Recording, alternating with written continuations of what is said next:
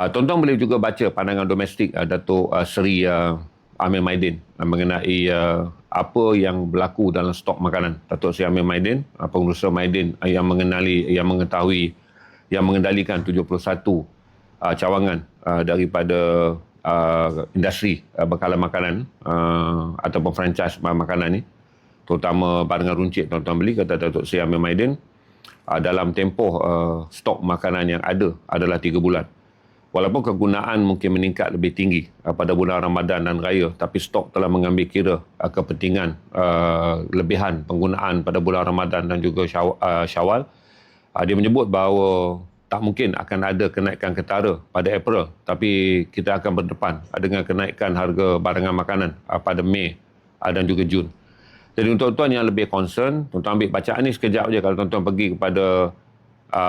CNA, Channel News Asia, kerana ini adalah indeks untuk pasaran Asia. Jadi kita tak bercakap tentang pandangan-pandangan domestik dulu, supaya tuan-tuan faham bahawa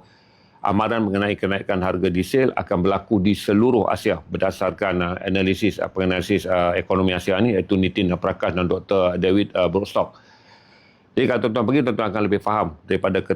keterperangkapan kita bercakap tentang diesel dan juga kedudukannya di Malaysia. Tetapi amaran diesel untuk kegunaan seluruh Asia tidak akan menunjukkan tanda-tanda penurunan hingga hujung tahun. Jadi sekarang adalah timbul persoalan sejauh mana kecekapan kerajaan untuk mengendalikan kenaikan diesel,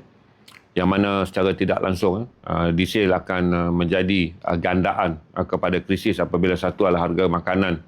daripada stok yang diimport dengan menggunakan kapal pada harga minyak $70 USD yang sekarang kita pakai dalam pasaran mengikut kata Datuk Seri Amir Maidin, kepada stok yang akan datang apabila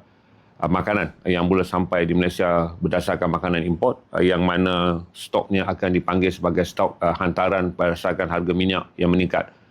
Jadi daripada import makanan antarabangsa yang sampai ke negara kita melalui harga minyak perkapalan yang meningkat tinggi, ditambah pula dengan pengangkutan domestik yang kebanyakan kenderaan membawa makanan, itu kenderaan berat menggunakan diesel,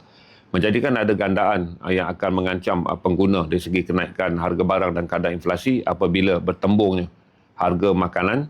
yang batang dengan kos minyak kapal yang meningkat, dan yang kedua bertembung dengan kenaikan harga diesel apabila pengangkutan barangan makanan domestik